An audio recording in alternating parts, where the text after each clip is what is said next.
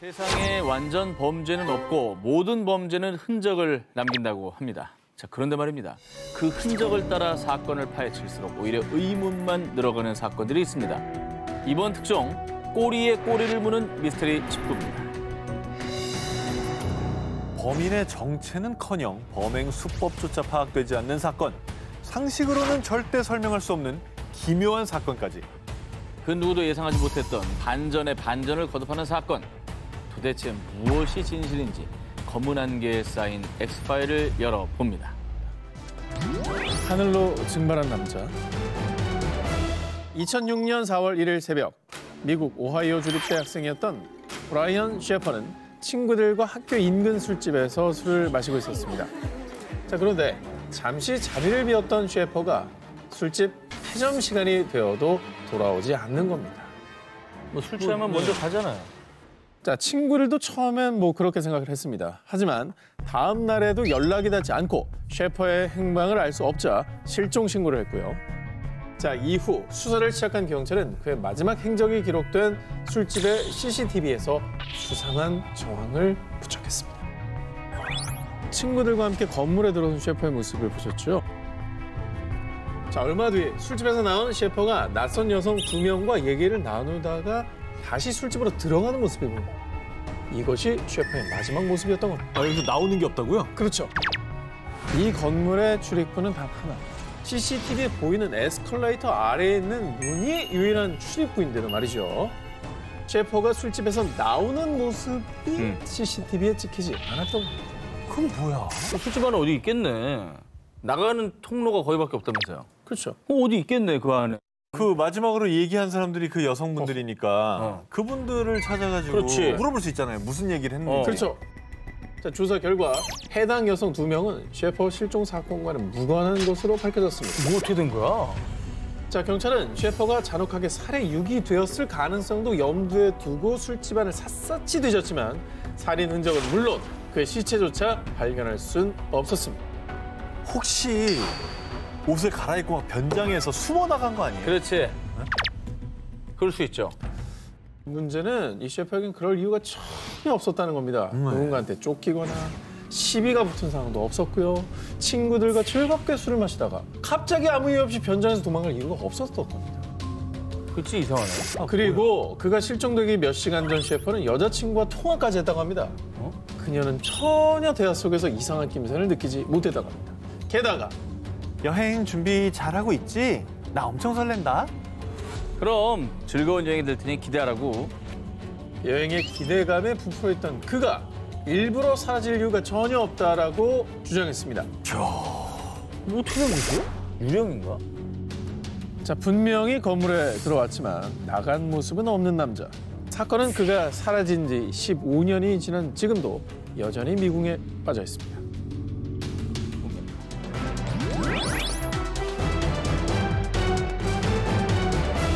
혹시 두 기자님 일본 도쿄역에 가보신 적 있습니까? 가봤죠. 엄청 크잖아요, 그죠? 도쿄역이요.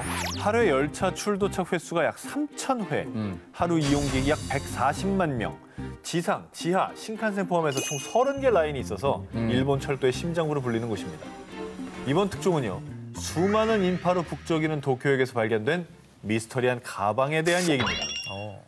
2015년 5월 31일, 일본 도쿄역의 수화물 보관소. 한 직원이 한 달간 주인이 나타나지 않은 노란색 여행용 가방 속을 확인했습니다. 그런데 가방 속에 든 것은 다름 아닌 시신이었습니다. 해당 가방은 약 한 달 전인 4월 26일 도쿄역 마루노우치 출구 방향에 잠기지 않은 물품 보관함에서 발견됐습니다. 이후 가방은 수화물 보관소로 옮겨졌고 보관 기한인 한 달이 지나도 주인이 나타나지 않자 한 직원이 가방 속에 단서가 있나 싶어서 열어서 확인했던 거죠. 야, 근데 진짜 간이 크다. 그렇게 사람 많이 오가는 그곳에 그걸 들고 나타나다니. CCTV도 엄청 많을 텐데. 그러니까. 뭔 생각이지? 분명히 지켰을 것 같은데. 경찰은 해당 시신의 신원 확인과 범인 수색을 위해 CCTV 영상 분석에 돌입한다고 전해졌고요. 특히 조사를 통해 가방 속 시신은 키가 약 140cm의 마른 체형의 틀니를 착용한 70에서 90대의 여성으로 추정됐습니다만 그러나 한 달간에 이미 시신의 부패가 진행된 상태로 시신의 신원 확인은 불가능했습니다. 그렇겠지. 그래도 아까 그 물품 보관함 위치도 그 출구 계단 바로 앞에 있더라고요. 그리고 그 하루 유동인구가 140만 명이면 증언도 엄청났을 것 같은데. 그러나 용의자를 봤다는 유력한 목격자는 결국 나타나지 않았다고 합니다. 그래도 CCTV. 아, 요즘에 CCTV가 발달돼서 진짜 사람이 어디서 어디까지 가는지 다 추적돼 나오더라고요. 사건 해결의 마지막 희망 CCTV를 분석해 본 결과 4월 26일 오전 8시에서 9시경 노란 가방을 보관함에 넣는 한 남성을 포착. 거봐요. 됐네. 나왔네. 됐네. 하지만 근데 CCTV 영상 속 해당 남성의 신원 파악 역시 실패하며 왜? 끝내 이 사건은 미제로 남게 됐습니다. 근데 이제 만약에 이게 살인 사건이라면 시신을 찾기 힘든 인적이 드문 산이나 이제 강에 유기하는 게 굉장히 흔한 케이스인데. 그런데 대체 왜 누가 저렇게 큰 역 한가운데 있는 물품 보관함에 유기한 걸까요? 이런 의문은 들어요.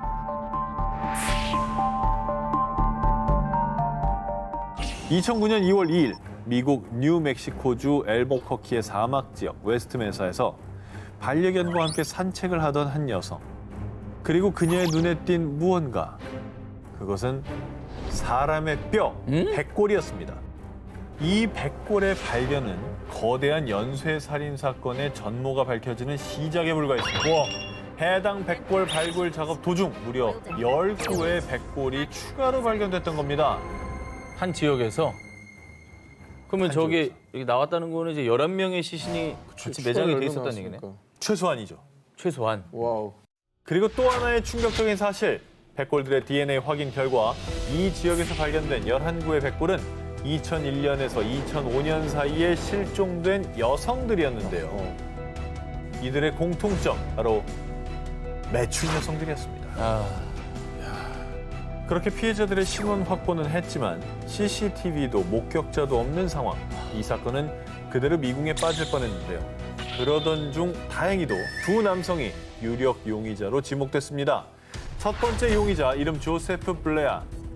1985년에 발생한 한 매춘부 여성 살인 사건 현장에서 그의 DNA가 발견돼 기소된 이력까지 있었고요. 게다가 그런 여자들은 이 사회 쓰레기일 뿐이야. 그들에 대한 혐오감을 드러냈었다고 합니다. 유력한 용의자로 보이긴 하는데요? 그렇게 본다면 제일 유력하죠. 네네네. 자, 그런데 말입니다. 블레아가 웨스트메사 살인 사건의 범인이라는 결정적 증거가 발견되지 못했고요. 이후에 그는 용의선상에서 벗어나게 됐습니다. 이어서 두 번째 용의자, 이름 로렌조 몬토야. 그 역시 과거 매춘 여성들을 폭행한 혐의로 경찰에 체포된 적이 있어 유력 용의자로 지목됐었던 겁니다. 그러나 몬토야 역시 웨스트메사 살인 사건의 용의자로 기소되지는 못했습니다. 결정적 증거가 안 나왔나 봐요, 이 사람도. 그 이유는 백골들이 발견되기 3년 전인 2006년 용의자 몬토야는 한 여성을 폭행하다가 피해 여성의 남자친구가 쏜 총에 맞아 이미 사망한 뒤였는데요. 따라서 몬토야에 대한 추가 수사가 불가능해졌던 거죠. 결국 웨스트메사 살인 사건은 미스터리로 남고 말았는데요. 그리고 이 사건이 미제 사건으로 남아 더 안타까운 이유. 웨스트메사 인근에서 실종된 또 다른 여성 6명의 행방이 여전히 밝혀지지 않았기 때문입니다. 독이 된 뭐뭐뭐의 비극. 1982년 9월 29일 약 3일 남짓한 사이에 시카고에서 7명이 사망하는 사건이 발생했습니다. 사망자가 모두 이제 시카고에 산다는 거죠. 연쇄살인 가능성 있지 않습니까? 근데 연쇄살인이어도 보통 그럼 피해자들끼리 어떤 연관성이 있어야 되는 거 아니에요? FBI의 조사 결과 밝혀진 피해자들의 공통점. 바로 사망한 사람들 모두 유명 제약회사의 진통제를 복용했다는 겁니다. 자, 진통제를 조사한 결과 진통제에서 치사량의 약 10,000배에 해당하는 청산가리 검출. 뭐야? 즉, 피해자들은 모두 독극물이 된 진통제를 먹고 사망한 겁니다. 사인이 너무 명백한 거 아닙니까? 그렇죠. 자, 그리고 FBI는 제조 과정에서 독극물이 주입됐을 가능성을 두고 피해자들이 구매한 진통제의 공급 경로를 역추적. 하지만 진통제를 만든 제조 공장, 포장 용기 업체, 상점까지 모두 제각각이었습니다. 그리고 시카고에서만 피해자가 발생됐기 때문에 제조 과정에서 독극물이 주입된 건 아니었습니다. 저게 뭐 미국에서는 그냥 처방전 없이 살 수 있는 약이라 아마 진열대에 그냥 있었을 텐데 그러겠네. 그 진열대에 있는 아무 용기에다가나 그냥 그러니까 원한 범죄가 아니라 불특정 다수를 노린 그냥 묻지마 범죄다. 그렇죠. 아무나 걸려라.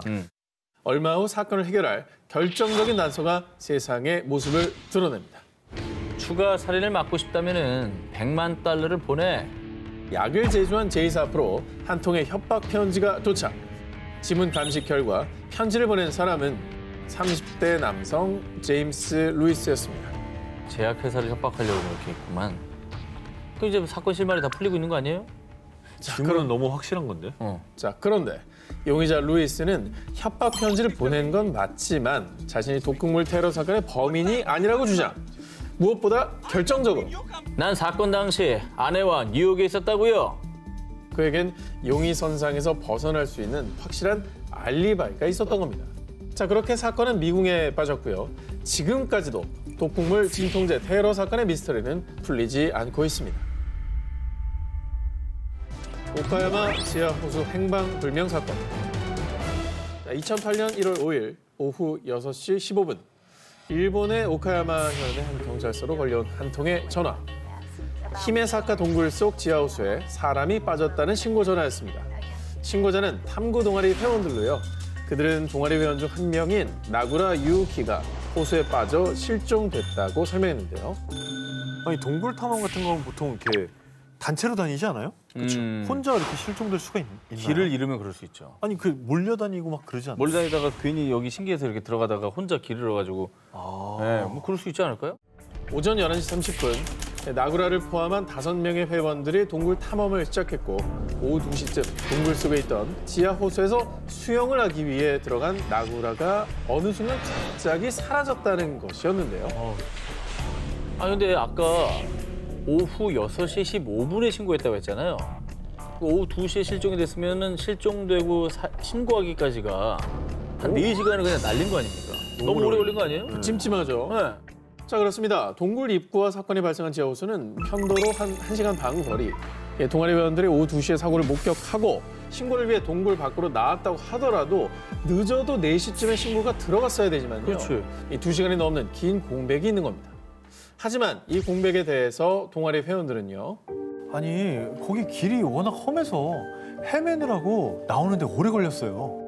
일단 경찰은 실종된 나구라를 찾기 위해 6일 동안 밤낮 없이 수색했지만 끝내 나구라의 시신은 발견되지 않았고요. 결국 경찰은 단순 사고로 사건을 종결지었습니다. 하지만 사건 이후에도 논란은 계속되었습니다. 자, 먼저 이 호수는 물이 매우 탁해 잠수나 수영을 하기엔 적절치 않은 곳인데요. 그리고 지하 호수로 향하는 구멍은 매우 험하기 때문에 와이어와 로프를 이용해야 내려갈 수 있었는데요. 그런데 나구라가 호수에 빠져 실종됐음에도 불구하고 동아리 회원들은 와이어와 로프를 철거하고 모두 함께 동굴 밖으로 나왔다는 점입니다. 봐요. 장비를 다 걷어 나오면 나구라가 이제 호수에서 나왔다 쳐요. 나올 방법이 없어요. 못 나오지. 네. 못 나오는 거예요. 미심쩍은 정황은 이뿐만이 아닙니다. 동아리의 회장과 부회장은 경찰과 기자를 피해 다니다 동아리에서 돌연 탈퇴했고요. 심지어 누군가 나구라의 SNS에 로그인해 나구라의 글들을 무단으로 조작, 삭제하는 일까지 벌어진 겁니다. 어머야. 저봐 뭔가 있네. 단체로 뭐야. 지금 범죄를 저질렀구만 보니까. 무슨 내용이 SNS에 있길래 해킹까지 하고 조작을 하고 뭐 지우고 그래요? 저는 오히려 그 조작되거나 삭제된 글이 뭔지 궁금하네요. 어허. 뭘 감추고 싶었을까? 그렇지. 뭘 조작했을까? 나구라는 어쩌다 지하 호수에 들어가게 됐을까요? 아니, 함께 동굴 탐사를 떠난 게 맞긴 한 걸까요?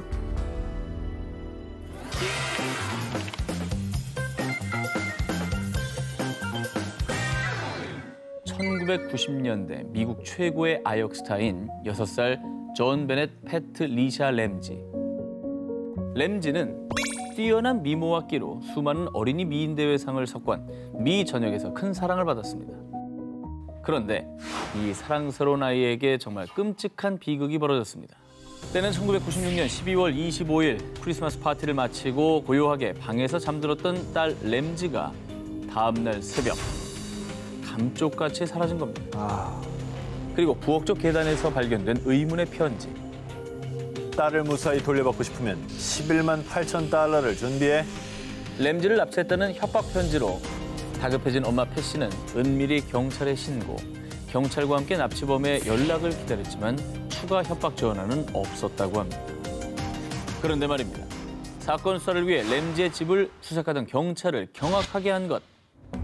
바로 이 집의 지하 와인 창고에서 램지의 시신이 발견된 것입니다.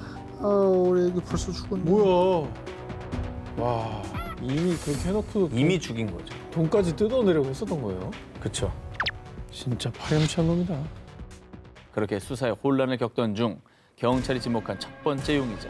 바로 사망한 램지의 가족들이었습니다. 왜 딸을 죽여요? 왜? 가족들이 왜? 가족들에겐 보석 같은 존재 아니었을까요? 왜 그 동기가 없잖아요. 경찰은 범인이 요구한 금액에 주목했습니다. 11만 8천 달러. 저도 저 숫자가 되게 이상하다고 생각했어요. 그렇죠.